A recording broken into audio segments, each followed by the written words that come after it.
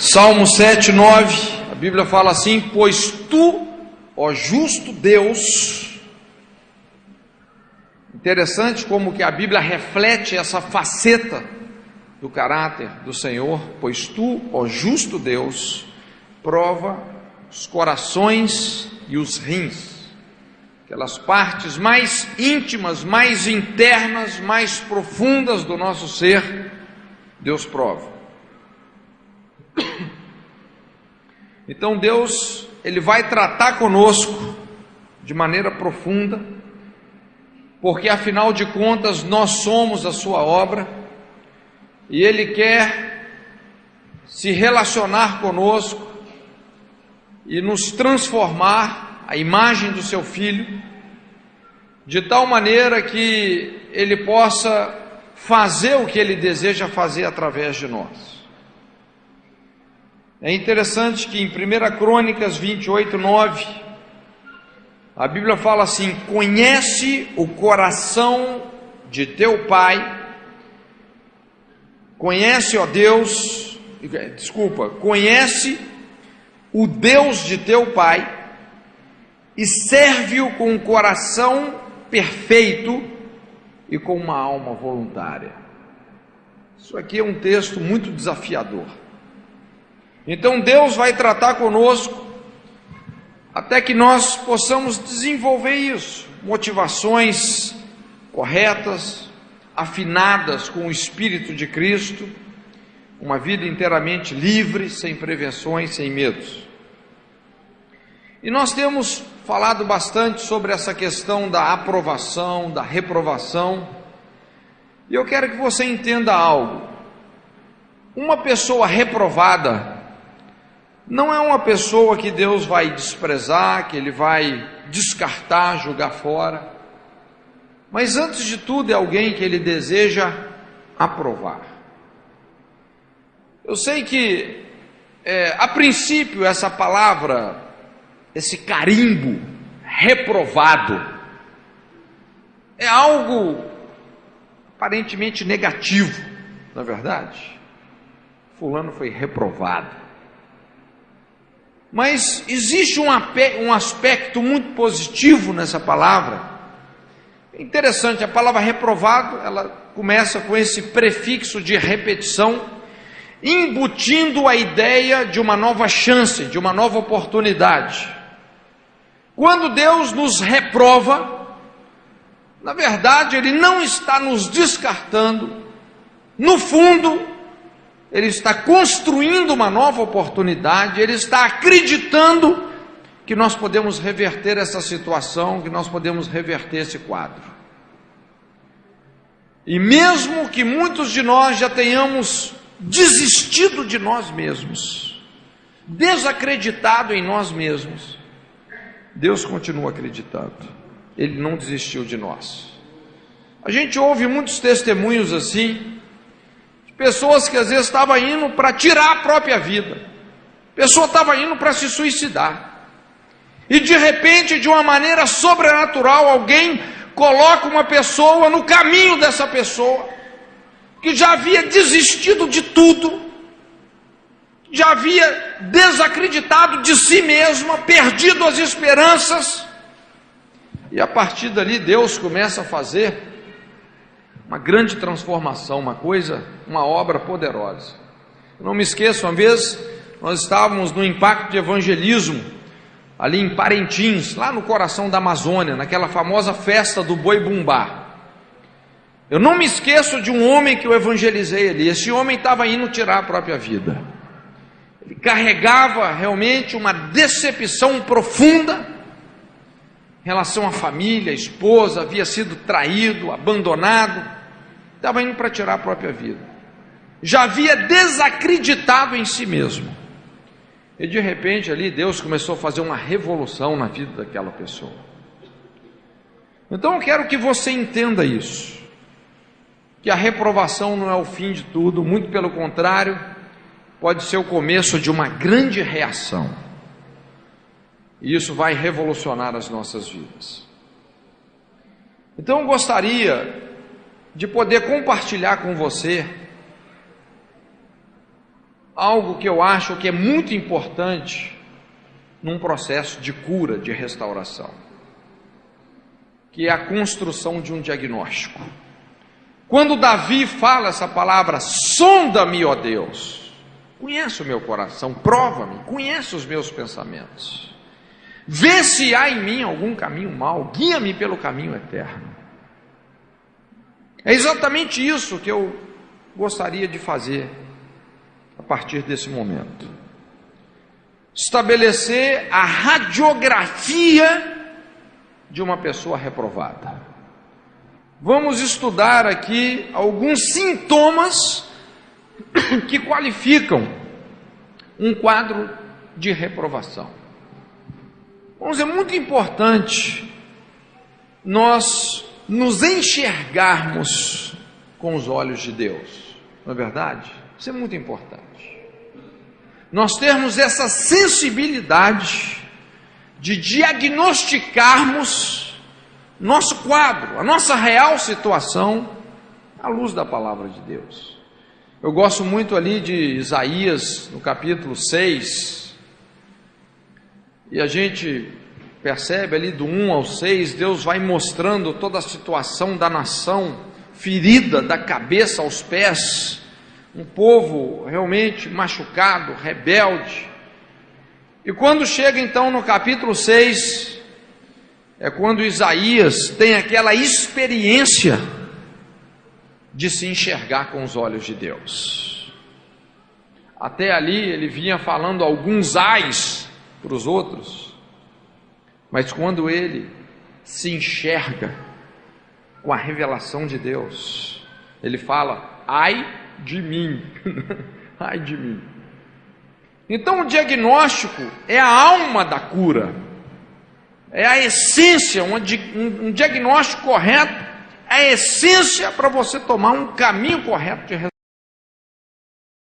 restauração. Nós vamos compartilhar um pouco sobre isso. Sintomas de uma pessoa reprovada. O primeiro sintoma de uma pessoa reprovada é a desconfiança generalizada. Desconfiança generalizada. É interessante, inclusive tem um conceito, um conselho que o apóstolo Paulo nos dá, muito importante. 2 Coríntios 13:5, ele fala assim: examinai-vos a vós mesmos se permaneceis na fé, provai-vos a vós mesmos, ou não sabeis quanto a vós mesmos que Jesus Cristo está em vós, se não é que já estáis reprovados.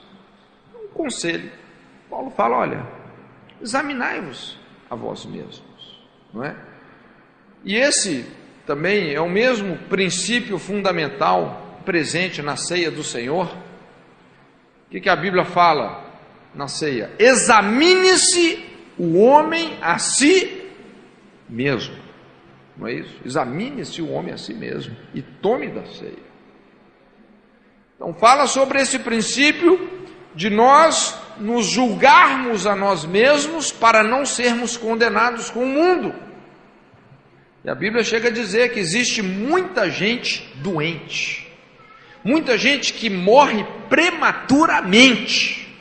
O cara apressa os dias de vida dele, morre prematuramente, porque toma a ceia do Senhor sem discernir o corpo, sem discernir a unidade do corpo de Cristo. Então Paulo fala sobre examinarmos a nós mesmos. E é interessante que nesse primeiro sintoma aí, essa desconfiança generalizada, a gente começa a entender por que Paulo deu esse conselho ali para a igreja de Corinto. Se você volta 2 versículos antes, no versículo 3, ele fala assim: posto que buscais prova de que em mim Cristo fala, o qual não é fraco para convosco, antes é poderoso em vós. Deixa eu te explicar o que estava acontecendo. Vamos entender o contexto da situação toda, o relacionamento do apóstolo Paulo com a igreja de Corinto. Bom, sei que quando a gente vai falar sobre o apóstolo Paulo, a gente enche a boca, não é? O grande apóstolo Paulo, Mas naquela época, apesar de Deus estar confirmando o ministério apostólico de Paulo com sinais, prodígios, maravilhas, coisas tremendas, Deus falando fortemente através do ministério de Paulo, muita gente estava criticando severamente Paulo, dizendo: olha, esse cara é um picareta, acho que ele é um falso apóstolo. Muita gente duvidando temerariamente, irresponsavelmente do ministério de Paulo. E isso começou a fermentar tanto que Paulo falou o seguinte: olha, vocês estão desconfiando tanto da minha pessoa, sem fundamento. Existe tanta desconfiança que, quem sabe, não é vocês que estão reprovados. Aquela tendência de coar um mosquito e engolir o camelo. Irmãos, quando nós temos essa atitude temerária de desconfiar generalizadamente das pessoas, aquele pé atrás com todo mundo, isso revela que existe uma ferida, existe um quadro de reprovação instalado na nossa vida. O problema é na gente mesmo. Desconfiança generalizada. Quando a gente perde a fé nas pessoas. É muito comum até algumas pessoas até usam a Bíblia para sustentar essa desconfiança generalizada. Quantos já ouviram pessoas dizendo assim: maldito o homem que confia no homem? Irmãos, não confie em homens. Isso é literalmente pegar um texto fora do contexto e fazer um pretexto. Irmãos, o contexto aí é outro. A Bíblia está falando assim: maldito o homem que confia no homem, que faz da sua carne o seu braço e aparta o seu coração do Senhor, será como a tamargueira do deserto, vai secar. Está debaixo de uma maldição.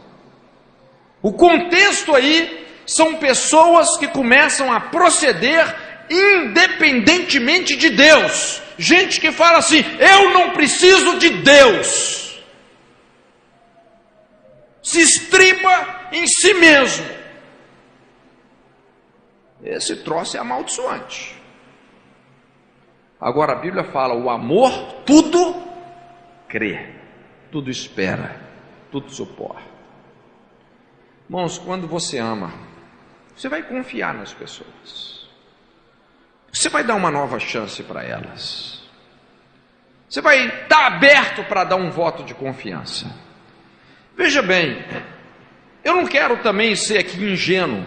Nós sabemos que confiança não cai de paraquedas em relacionamento nenhum. Confiança é algo trabalhoso de se construir, difícil de se construir e muito fácil de ser destruído, de se perder. Dependendo do cheque sem fundo, moralmente, emocionalmente, que você dá para alguém, você pode encerrar a sua conta bancária, o seu relacionamento com aquela pessoa. Não é verdade? Então eu não quero ser simplório. E muitas vezes nós temos que saber trabalhar nos limites dos nossos relacionamentos. Mas quando nós tomamos uma decisão de desconfiar generalizadamente das pessoas, irmãos, tem uma ferida instalada nas nossas vidas. É interessante, numa das nossas escolas lá na IFOL, eu me lembro, eu fui atender um pastor, e esse pastor, ele teve assim um passado um pouco complicado. Inclusive, um dos grandes traumas dele foi esse, que ele foi preso e foi terrivelmente abusado pela polícia. Foi abusado mesmo. Foi maltratado, espancado, não é? E ele então construiu uma situação assim, ele generalizou a coisa. Para ele, todo policial é bandido. Irmãos, quando uma pessoa fala assim, todo policial é bandido, homem nenhum presta, o que isso está refletindo? Quando alguém generaliza essa desconfiança. Todo pastor é enganador. Já ouviu isso? Isso mostra, tem uma ferida muito grande aí, não é? Eu fui atender aquele pastor, só que na equipe de intercessão tinha um capitão da polícia militar. E quando ele soube que tinha um capitão da polícia militar ali, aí o cara entrou em colapso, coitado. Mas ele começou a falar de toda a dor, todo trauma que ele passou com a polícia. E eu já tinha conversado com esse capitão, porque esse capitão também, ele se envolveu em muitos abusos, coisas pesadas, que infelizmente acontece na polícia. E inclusive crimes, coisas criminosas, coisas pesadas. E quando esse capitão começou a ver a dor daquele homem, imagina, um capitão da polícia militar, o cara se colocou de joelhos, em lágrimas, e ele representando a polícia, né, começou a pedir perdão para aquele homem. Foi uma coisa assim muito linda. A ferida dele foi tremendamente ministrada. Aquilo mudou os rumos da vida desse pastor. Mas irmãos, sempre quando nós generalizamos a nossa desconfiança, quando nós começamos a fazer críticas e julgamentos sem ter conhecimento de causa, quando você de repente fala mal de alguém ou de uma situação que você nem conhece, você está, na verdade, trazendo à luz a verdade? Não. Você só está revelando o seu próprio coração, não é? Então é interessante que uma das raízes dessa desconfiança generalizada é a nossa própria infidelidade. Porque quando eu não sou fiel em algo, eu começo a transferir isso para todo mundo. Se eu não sou fiel, fulano também não é, ninguém é fiel. Se eu sou uma pessoa corrupta, eu começo a pensar que as pessoas também são corruptas. E quando eu teço um comentário dessa natureza sobre uma pessoa ou situação que eu não conheço, na verdade eu estou dando um retrato do meu coração, estou revelando quem eu sou e não quem aquela pessoa é. Entende?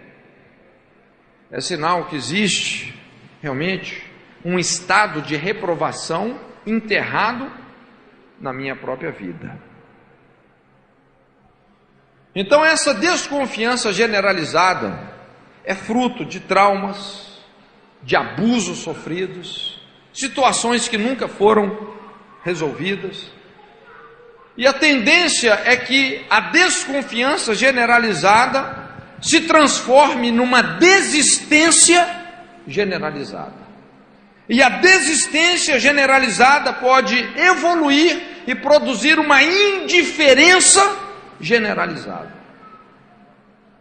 Quando você começa a riscar as pessoas da sua vida e morrer junto com elas, isso é um antepasso da depressão. Então, com certeza existem abusos, injustiças, coisas que precisam de ser tratadas. Esse é o primeiro sintoma de uma pessoa reprovada. Quando a pessoa perdeu a fé generalizadamente nas pessoas. Perdeu a fé. Há um tempo atrás eu estava conversando com uma irmã e ela falou assim: eu não quero casar. Isso assusta qualquer pastor. Normalmente toda mulher que eu conheço quer casar. É ou não é verdade? Amém, irmãs? Quantas querem casar? Amém. Deus há de ter misericórdia, né? Mas é isso mesmo. Espera no Senhor, né? Então, imagina, quando uma moça solteira fala assim: eu não quero casar. Irmãos, tem um negócio aí. Aí comecei a conversar com ela e tal. E ela então chegou num ponto que realmente ela rasgou o coração. Ela falou: olha, começou a mostrar, né, o casamento da mãe dela, a tragédia, pai alcoólatra, espancador. Desde que a mãe casou, foi só sofrimento, sofrimento, sofrimento, sofrimento. E ela presenciando tudo isso. Então ela falou: olha, se for para mim sofrer como a minha mãe sofreu, se casamento é isso, definitivamente eu não quero me casar. Eu não quero me casar. Veja bem que ela estava enterrando um plano de Deus tremendo na vida dela, não é? Porque essa é a ordem de Deus: deixar pai e mãe, unir sua mulher e ser uma só carne. Mas aquela ferida, por causa daquela ferida, ela simplesmente falou: não, eu não quero casar. Vem essa desconfiança, o medo do que pode acontecer. O segundo sintoma de reprovação é a estagnação e o desânimo. E isso vem como resultado de um estresse espiritual. Então nós explicamos a situação da reprovação crônica, dizendo, né, aquele quadro da derrota. Pessoa que faz a prova e não passa, vai ter que fazer o quê? A prova de novo. Aí quando faz a prova de novo, não passa, tem que fazer a prova de novo. Então essa situação crônica de ser subjugado ao mesmo ponto de prova, fazer a prova e tomar bomba, fazer a prova e tomar bomba, fazer a prova e tomar bomba, isso vai produzindo um desgaste, não é? Essa situação pode se repetir tanto na vida da pessoa, numa determinada área da sua vida, vai se repetindo tanto, que vai provocar um estado de profundo desgaste, estresse, que pode ser traduzido nessas palavras: desistência, estagnação, desânimo. Irmãos, toda pessoa que ela apresenta um quadro de apatia espiritual, é porque existe um quadro de reprovação enterrado na alma dessa pessoa. Irmãos, Deus é a pessoa mais empolgante desse universo. Deus é empolgante. Quando a presença de Deus está numa pessoa, ela vai exalar vida, incentivo, entende? Quando uma pessoa realmente ela construiu um quadro assim de apatia, de estagnação, de religiosidade, é sinal que realmente tem um quadro de reprovação que vem produzido um estresse interno, numa ação contínua, desgastando, desgastando, desgastando e desgastando. Muitas vezes isso é o que ocorre, devido à falta de maleabilidade, de se quebrantar diante de Deus, de se submeter ao tratamento, à correção divina. A pessoa começa a sofrer uma resistência de Deus tão forte, porque o que a Bíblia fala? Deus resiste ao soberbo, é a mão de Deus no peito. Então a pessoa começa a sofrer uma resistência, ela não se deixa conduzir pela vontade do Senhor, em consequência, as coisas não vão fluir, a unção esgota. Todo estado de reprovação crônica adoece a consciência, abala a fé, o resultado é estagnação. Estagnação. Pessoas que pararam espiritualmente, estão dormindo na fé. Estão dormindo na fé. É aquele estágio da desistência, da apostasia. Irmãos, olha, é muito comum a gente ver assim pessoas que, apesar até delas, elas vêm no domingo, na igreja, aquela coisa, mas no fundo essas pessoas já desistiram há muito tempo de um relacionamento pessoal com Deus, uma vida de meditação, de oração, compromisso com o último mandamento, que é fazer discípulos de todas as nações. A pessoa já desistiu há muito tempo. Ela não suporta mais 5, 10 minutos de oração, é muito. Um dia ter que jejuar, um dia é uma batalha. Ficar com a Bíblia meia hora aberta, nem se fala. Quando a pessoa está nesse quadro de apatia, um grãozinho de areia é como se fosse uma pedra de 30 quilos. É um peso insuportável. Quando você encontra uma pessoa nessa situação de desgaste, de comodismo, de passividade espiritual, isso é sintoma de que existe um quadro de reprovação instalado na vida dessa pessoa. O terceiro sintoma de reprovação é o ressentimento e a prevenção. A gente já até falou bastante sobre isso. Ressentimento e prevenção. Essas duas coisas normalmente andam juntas.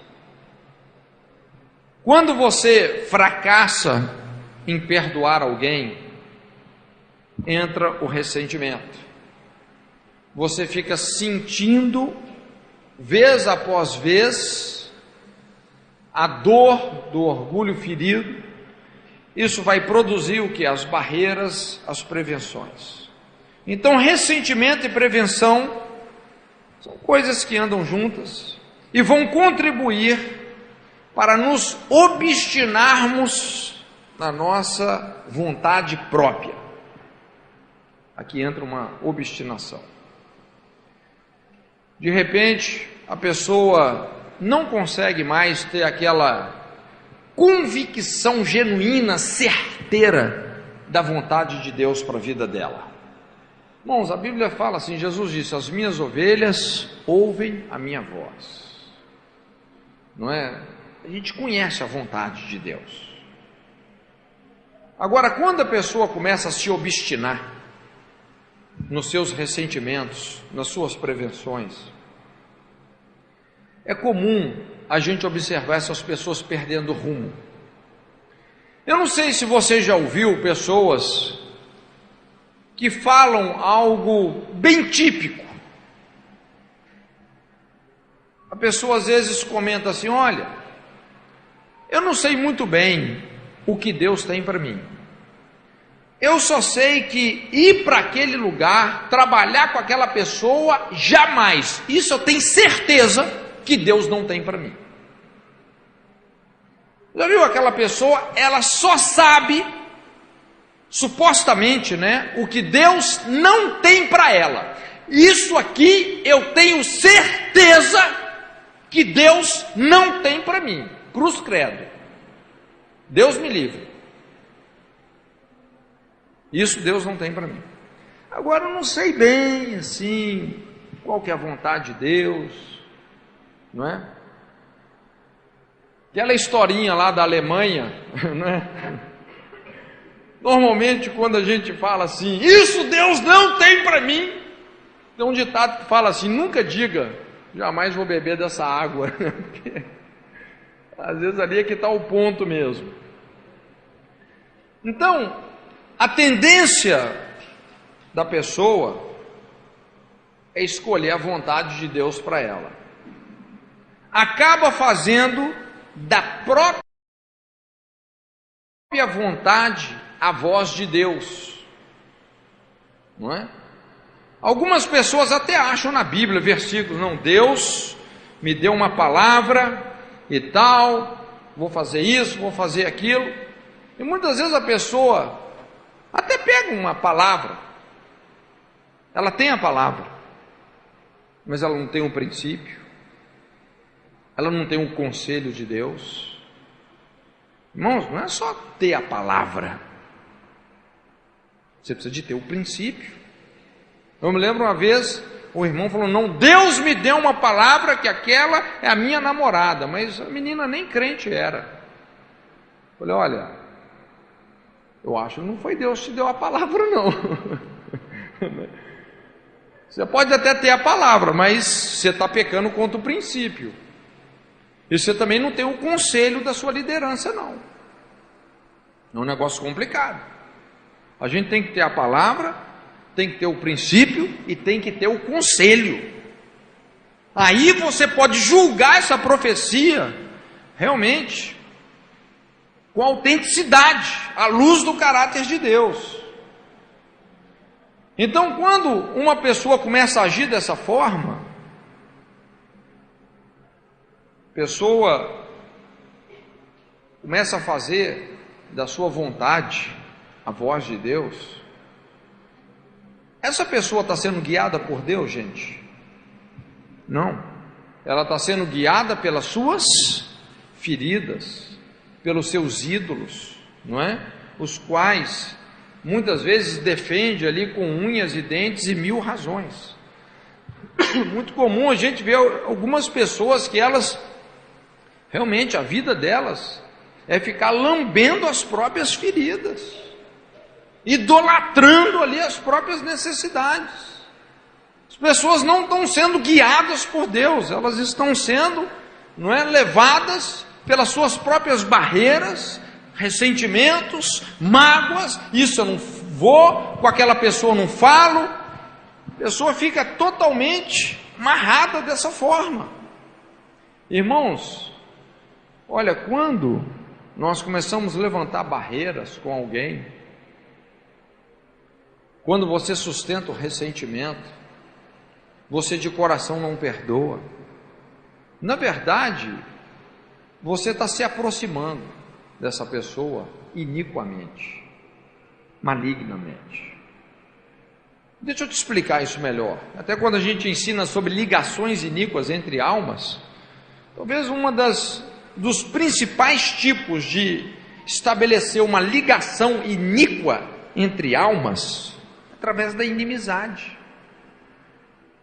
Quando você estabelece alguém como seu inimigo, eu não falo com aquela pessoa, você não está se afastando dela, você está se algemando a ela, se aproximando malignamente daquela pessoa.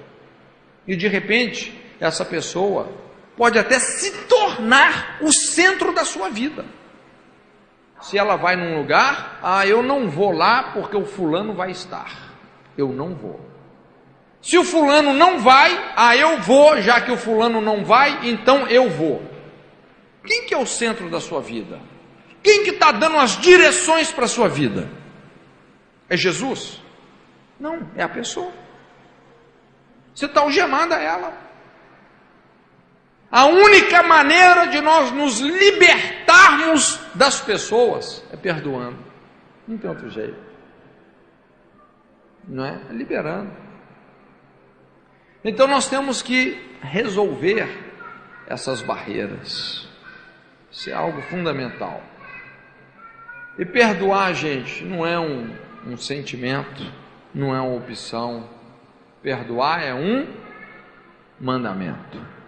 Não é isso? Você nunca vai sentir de perdoar uma pessoa que te magoou, que te injustiçou, que te abusou. Você vai sentir desganar aquela pessoa. Você não sente de perdoar, você sente desganar mesmo. Então, para você perdoar, você tem que negar a si mesmo. Você tem que ir para a cruz.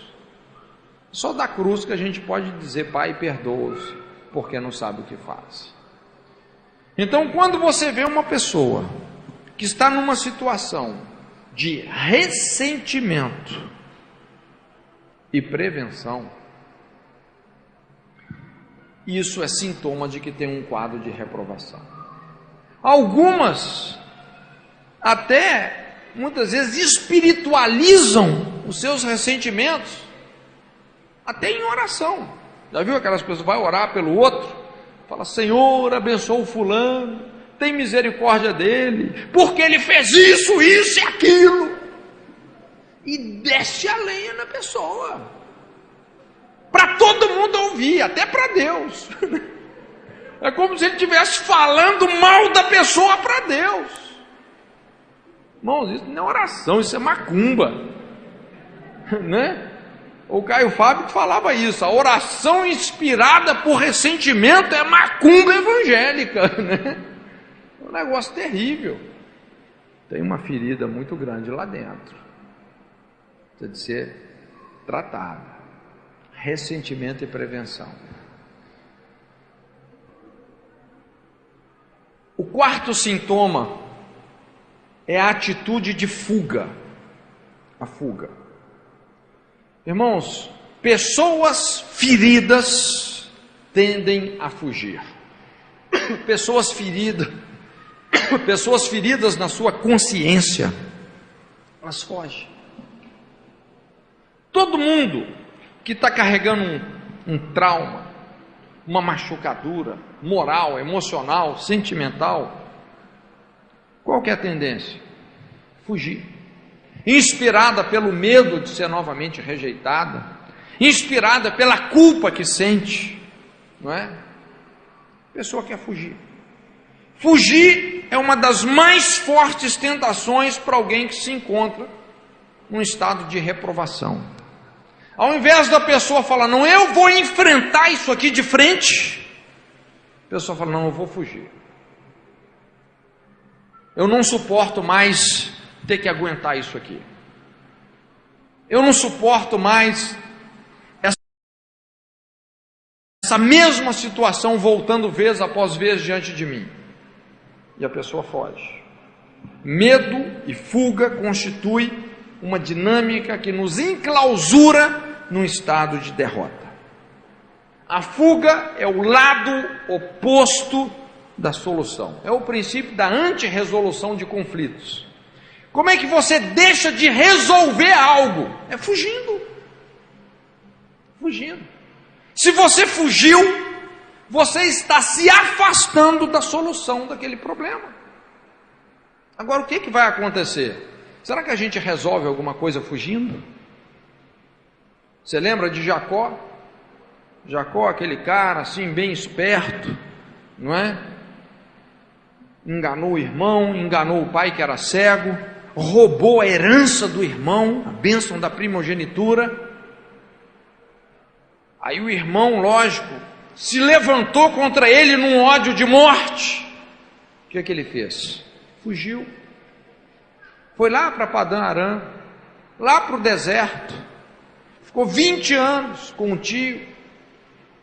E depois desses 20 anos, ele teve que voltar nesse mesmo ponto e se reconciliar com o irmão. Ele fugiu.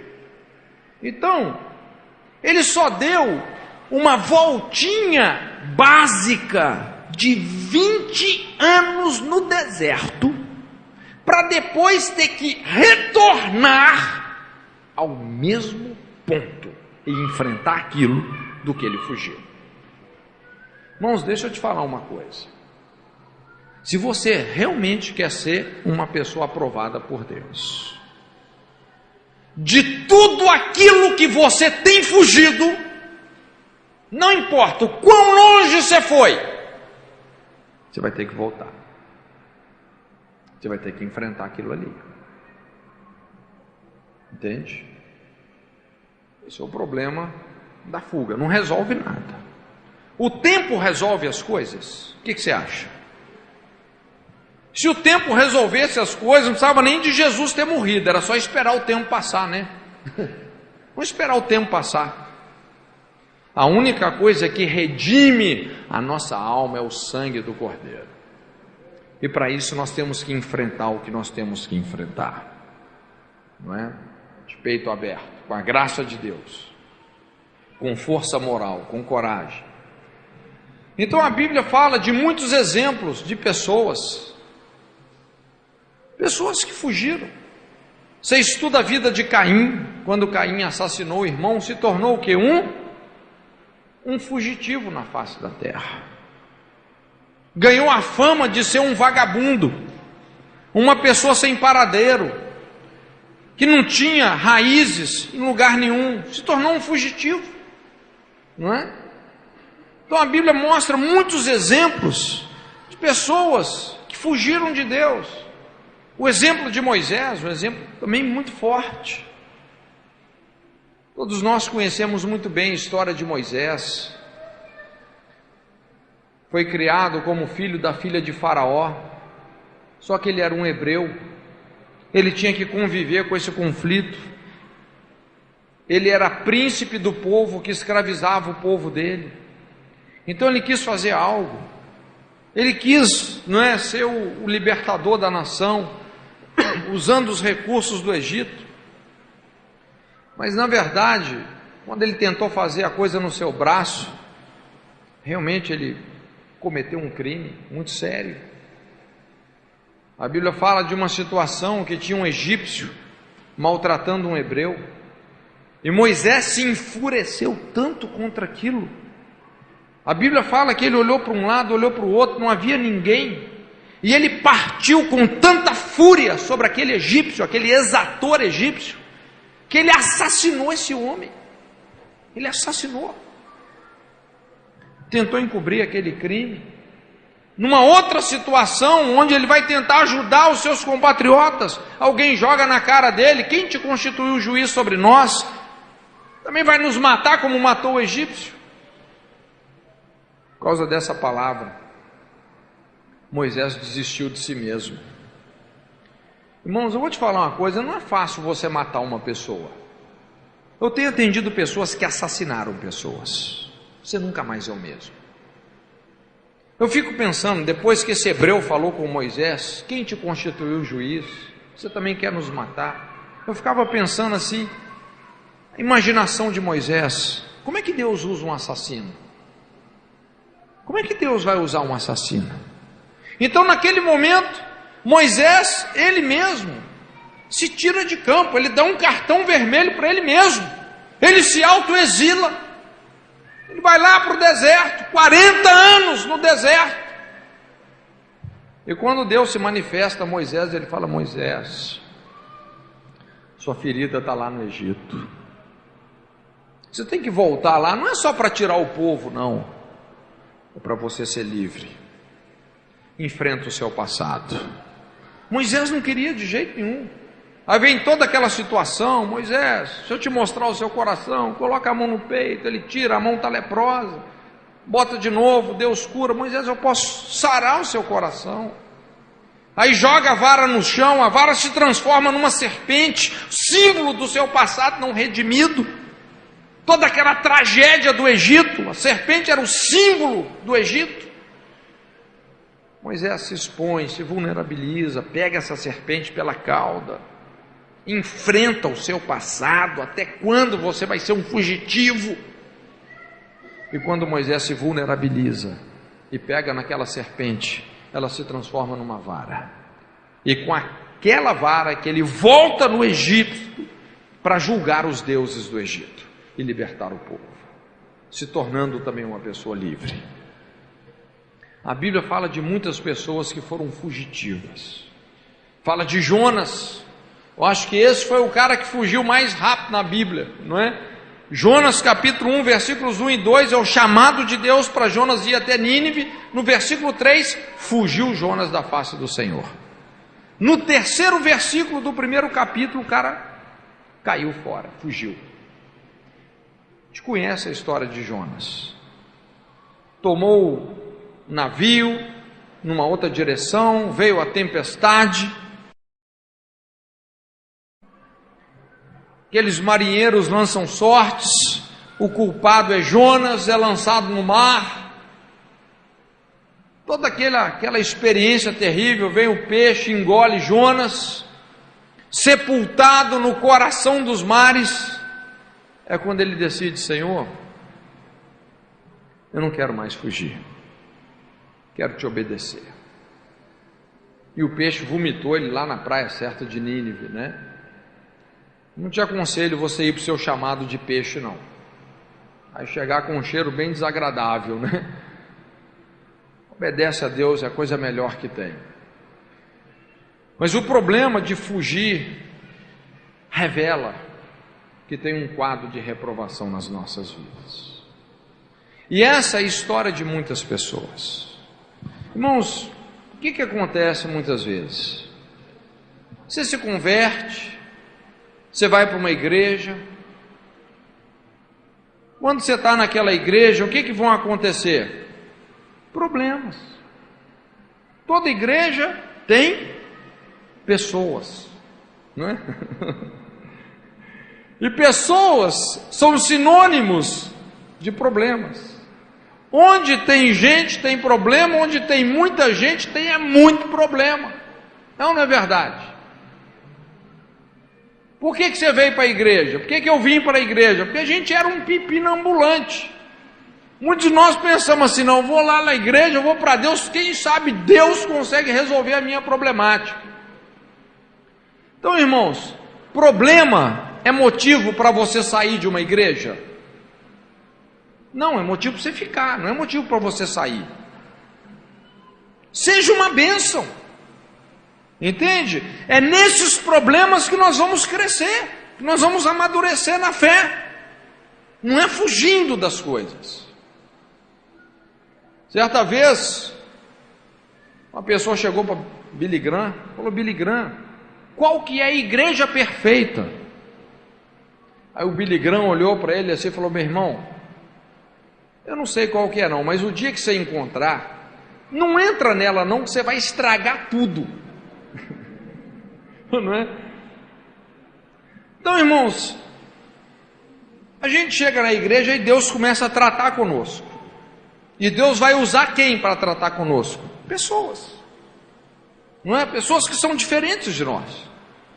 E quando Deus começa a tratar com a gente, de repente a gente dá uma escorregada, inventa um pretexto qualquer, de preferência bem espiritual, e sai da igreja, pela porta dos fundos.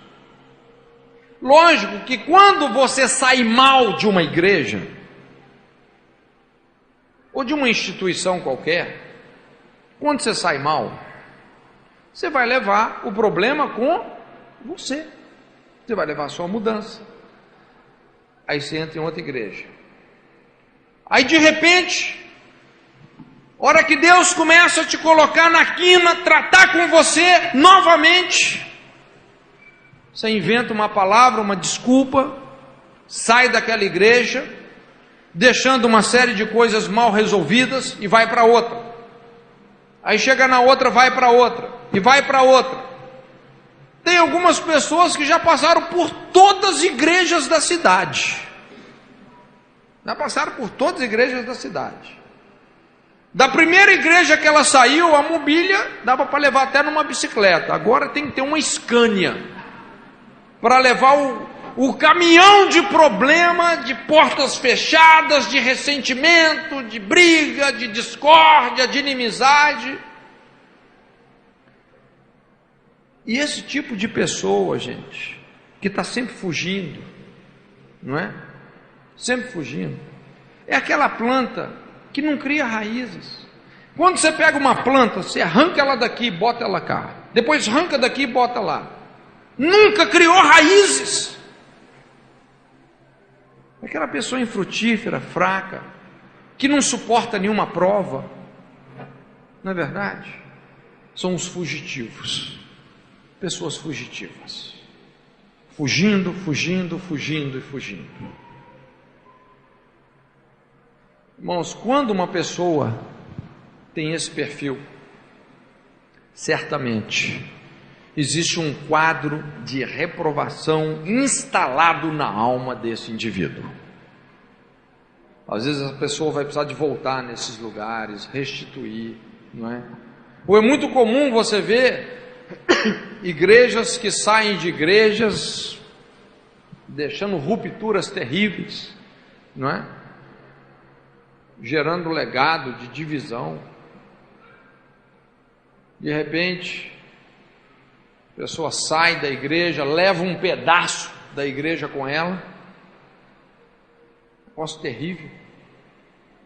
Um trauma tremendo.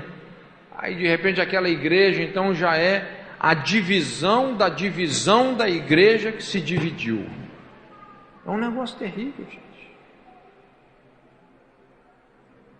Eu tenho visto pastores que começaram ministérios assim, e eles estão voltando lá para a igreja de onde eles saíram para pedir perdão, não é? Para reatar o relacionamento.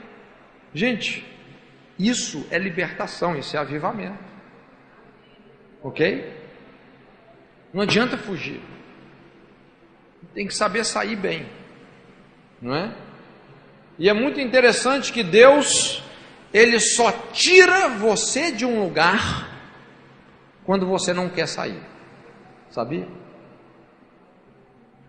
Deus só tira você legitimamente de um lugar quando você está bem, quando você já não quer sair. Você fala, não, Deus, agora eu quero ficar por aqui mesmo. Aí Deus fala, não, meu filho, realmente seu tempo acabou aí, está na hora agora, eu tenho outra coisa para você, nessa daí você foi aprovado. Fuga, isso é um sintoma de reprovação. O sexto sintoma é a ingratidão e a crítica. Ingratidão e crítica. Sempre quando uma pessoa não é aprovada numa circunstância, ela pode extravasar isso através de muita murmuração, crítica, né? A crítica é maior que a ênfase ao incentivo. A pessoa não enxerga soluções, ela só enxerga defeitos. Aquelas pessoas que para ela não tem sugestão, ela não sabe cooperar. Não, isso está errado, ela só critica. Mas a hora que precisa dela cooperar com a solução, não me bota nisso não. Só critica. Ela está ferindo com a mesma arma que foi ferida. E muitas vezes manifestando ingratidão, que é o mais sério. Sinceramente, irmãos, olha, talvez o principal termômetro para você avaliar a saúde espiritual, emocional de uma pessoa é a gratidão. A gratidão revela tudo sobre a pessoa. Toda pessoa saudável é grata. Ela tem profunda gratidão e expressa profunda gratidão em tudo e por todos. Ela expressa gratidão. A gratidão é a marca de uma pessoa sarada, saudável. Toda pessoa ingrata, existem focos de infecção na vida dessa pessoa extremamente sérios. Eu costumo dizer que a linha que separa o pobre do miserável é a gratidão. Porque veja bem, gente, a Bíblia fala assim que o pobre Deus o fez. Você pode achar isso estranho, mas o pobre é de Deus, viu? E Deus cuida do pobre, não deixa ele passar necessidade não é? E mesmo quando ele passa, ele fala, o Senhor vai prover. Agora, o miserável, quem faz é a ingratidão. É a pessoa que cospe no prato que comeu, é a pessoa que paga o bem que recebeu com mal, não é? Eu não sei se você já observou isso. Às vezes pastores passam por situações assim. Aquela pessoa, você ajuda, você aconselha, você faz, você leva, você traz. O dia que você não pode atender um capricho daquela pessoa, pastor, não presta, não me ama. Vou embora da igreja. Dá um chilique espiritual. Vou desviar. Não, é verdade, tem uns que dão um chilique, eu vou desviar. Não é? Por causa de um capricho que ela não pode ser atendida. Irmãos, essa pessoa vai para a sarjeta. A ingratidão leva para a miséria. Eu aprendi isso muito cedo na minha vida espiritual. Eu me lembro, a gente estava num evangelismo de rua, mais de 20 anos atrás, lá em Belo Horizonte, na Praça 7, no coração da cidade. A gente fazia uma roda, o violãozinho, cada hora um ia lá no meio da roda, pregava e tal. Aí chegou uma dessas mendigas de rua. Na época era estudante e tal, né? Pediu dinheiro para um, para outro, veio até mim, pediu dinheiro. Tudo que eu tinha no bolso, as moedas, né? Estava de moto na época. Tudo que eu tinha eu tirei. Pus na mão dela. Ela olhou. Só isso? Eu falei, o quê? Arranquei o dinheiro da mão dela. Falei, se não serve para você, para mim serve. Eu comecei a entender que pessoas ingratas vão para um lugar de miséria. Irmãos, presta atenção no que eu estou dizendo. O princípio mais elevado de prosperidade é gratidão. É gratidão. É assim que você quebra essa introspecção negativa crônica, autocomiseração, autopiedade, não é? Essas tristezas que nos abatem. O espírito de gratidão nos liberta. Quando você vê na cultura americana, até interessante, Estados Unidos tem um dia que eles param só para agradecer, o Thanksgiving Day, Dia das Ações de Graças. Gratidão é uma coisa muito poderosa, gente. Mas a ingratidão revela que existem feridas, inseguranças, concupiscências, um quadro de reprovação que está instalado na vida da pessoa. Isso muitas vezes se reflete não apenas na igreja, mas muitas vezes em lideranças. Irmãos, olha, tem situações muito tristes. De repente aquele membro da igreja, o cara ficou na igreja 10 anos, 15 anos, cooperando, ajudando, abençoando, não é, ofertando, por algum motivo. Esse membro fala assim, não, eu quero sair da igreja. Não quero entrar no mérito se ele está certo ou está errado. Fala, eu vou sair da igreja.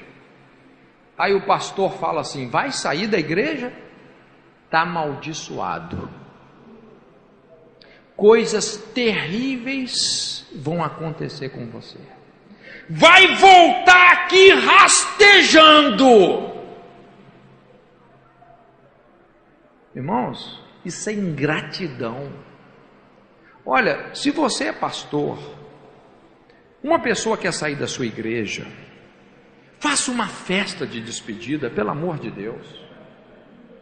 Celebra o tempo que essa pessoa foi bênção ali. Irmãos, vamos despedir esse irmão na bênção. Mesmo vamos dizer que esse cara está saindo todo errado. Se ele está saindo errado, Deus vai tratar. Aí sim ele pode voltar. A porta ficou aberta para ele voltar. Mas quando o pastor fala está amaldiçoado, você pode ter certeza, ele não volta ali mais não. Alguns pastores, pessoa sai da igreja, vai para o mundão, ele não está nem aí. Desviou mesmo. Agora, se vai para a igreja do outro pastor, é briga. Aí é briga. Irmãos, isso é ingratidão. Nenhum pastor tem o direito de fazer isso não. Como nós falamos, isso também é macumba. Isso é feitiçaria, isso é rebelião contra Deus. Quando a Bíblia fala que a rebelião é como o pecado de feitiçaria, isso é uma confrontação, não é para o povo, é para o líder, foi para Saul, que queria controlar tanto o povo, que Deus falou, você está em rebelião a mim, Saul, querendo controlar a vida das pessoas, querendo bancar o dono da vida das pessoas. Você está em rebelião, sem ingratidão. Qual que é a tendência desse ministério? É murchar, é morrer. Irmãos, nós não fomos chamados para amaldiçoar ninguém, não é? Toda atitude de ingratidão, de crítica depreciativa, revela um quadro de reprovação instalado na nossa vida. Existe um foco de infecção, precisa de ser tratado. E o último ponto que eu quero falar para a gente terminar: a vanglória ou isolamento. São dois pecados sérios contra a comunhão. Na verdade, isso é uma forte tendência. Toda pessoa reprovada quer disfarçar ou encobrir a reprovação, o estado de reprovação. O principal motivo para isso é a vergonha, porque ninguém quer ser exposto, ver o seu estado de reprovação exposto. A pessoa não quer se humilhar. A maneira de disfarçar a reprovação é através da vanglória, estratégia de vanglória, onde a pessoa passa a se autoafirmar em busca de reconhecimento, aquele mecanismo da autoafirmação, não é? Às vezes a pessoa usa máscaras espirituais, títulos, dons, misticismo, né? Mistificando os dons, para tentar conquistar reconhecimento de todo mundo. A pessoa, ela mesma se intitula de profeta e começa a controlar a vida das pessoas. Irmãos, nós sabemos que profecia é um dom tremendo, não é? E toda profecia tem que ser julgada. Quando alguém profetizar para você, não vai aceitando, julga aquela profecia à luz do caráter de Deus, não é? Mas muitas pessoas têm essa tendência, não é? De irem para uma postura de misticismo, de autoafirmação. Todo mundo que tem necessidade de se autoafirmar em alguma coisa, no fundo é porque a pessoa não é, ela está em conflito.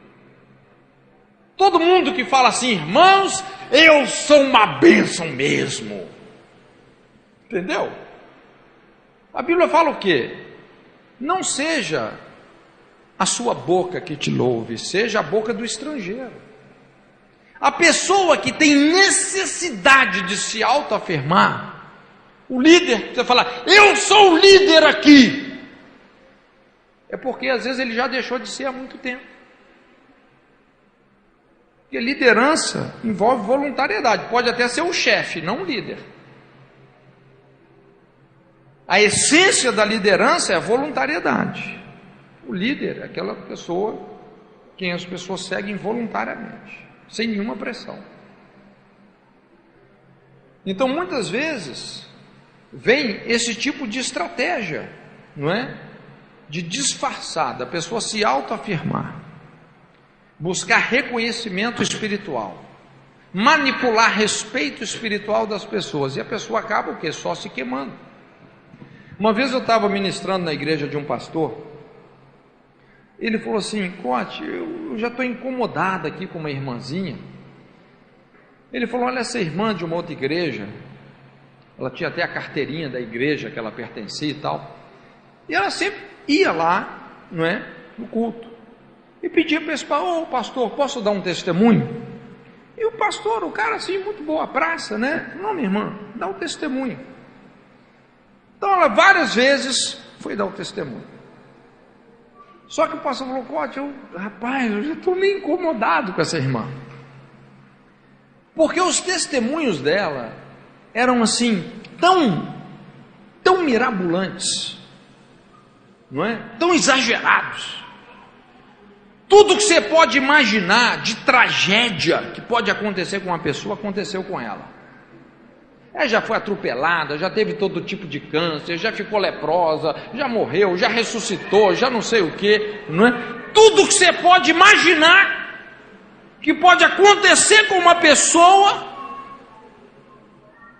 Cada testemunho que ela vai dar é uma coisa assim, não é? Agora, irmãos, é o que Paulo fala em Colossenses 2. Você lembra que Paulo fala lá, aquelas pessoas, pretexto de humildade, culto aos anjos, todo aquele excesso de espiritualidade. Paulo falou, essas pessoas estão inchadas na sua carnal compreensão. Ouça o que eu estou te dizendo. Todo esse excesso de espiritualidade, essas coisas exageradas, no fundo é carnalidade. São pessoas carentes, doentes, que precisam da atenção das pessoas, estão mendigando o amor das pessoas. Veja bem, essa irmã, tadinha, não é que ela estava dando um testemunho, ela estava viajando na maionese, na fantasia dela.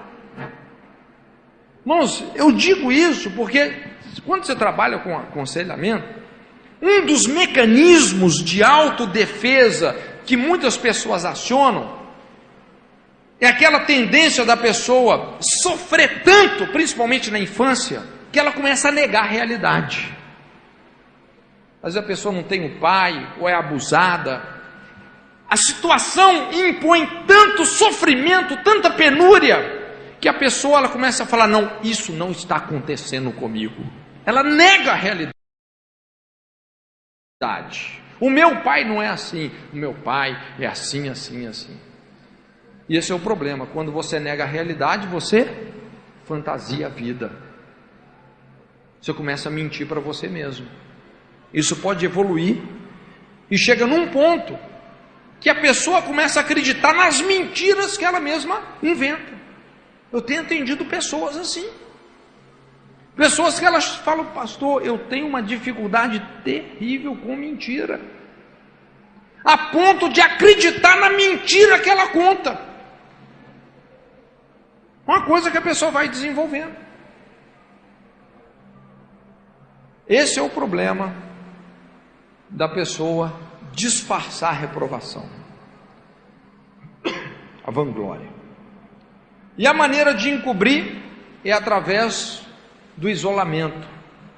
A pessoa simplesmente evita a comunhão. Ela evita a comunhão. E talvez esse é o sintoma mais sinistro de tudo que nós falamos aqui. A pessoa se isola. É comum a gente até ouvir pessoas que falam assim, eu não me submeto a homens, eu só me submeto a Deus. Já viu gente falando isso? Essa pessoa está doente, está mal, está mal. Irmãos, nós não podemos ser de Jesus e não ser do corpo de Jesus. Às vezes a gente atende muita gente que quer libertação. Lá no cabeçáriozinho da ficha, tem lá, qual igreja você é? Quem que é o seu pastor? Tem um cara, nem igreja tem. Aí você só trabalha com aconselhamento ali. Esse é o principal ponto dele. Ali você já espreme de ferida. O fato do cara não ter uma igreja. Aí você tem que demolir todas aquelas barreiras que estão no coração dele. Bom, olha, se você corta um pedacinho do seu dedo, você coloca lá no canto, você volta daqui uma semana, o que aconteceu com esse pedaço de dedo? Necrosou, apodreceu. Gente que sai da comunhão, que se isola. A Bíblia fala, aquele que se isola está insurgindo-se contra a verdadeira sabedoria, busca os seus próprios interesses. Provérbios 18:1. Todo mundo que se isola, na verdade, essa pessoa tem um quadro de reprovação instalado. E muitas vezes ela está tentando manipular as pessoas, manipulando a si mesma. Já viu aquelas pessoas que elas também falam assim, não, hoje eu não vou no culto, eu quero ver se o pastor sente a minha falta. Eu quero ver se as pessoas sentem a minha ausência, eu não vou no culto. E o pior é que ninguém sente a falta dela. Esse que é o pior, ninguém sente a falta. Alguém até comentando, não, o culto hoje estava mais leve, né? Parece que aquela nuvem carregada não estava no culto. E essa pessoa então vai só se isolando, e daqui a pouco o quê? Necrosou, apodreceu. Toda pessoa que se isola, isso é sintoma de um quadro de reprovação. Presta atenção numa coisa que eu vou te dizer. Só existe cura através dos relacionamentos. Só existe cura através dos relacionamentos. Toda pessoa que se isola adoece espiritualmente, emocionalmente, psicologicamente, adoece, vai pirar, não é? Então, irmãos, esses são alguns sintomas que vão diagnosticar uma pessoa reprovada. 6 coisas que nós falamos: a desconfiança generalizada, estagnação e desânimo, ressentimento e prevenção, atitude de fuga, ingratidão e crítica, vanglória ou isolamento. Esse é o quadro de uma pessoa reprovada. E isso não são apenas sintomas, mas são pecados. São situações que nós precisamos de tratar com elas e tratar com as raízes, com as causas que estão sustentando esses pecados na nossa vida. O ponto de partida para sermos restaurados por Deus é o diagnóstico, é nos enxergarmos com os olhos de Deus e realmente estarmos abertos para que Deus possa começar a transformar a nossa vida nessas áreas. Sem isso, irmãos,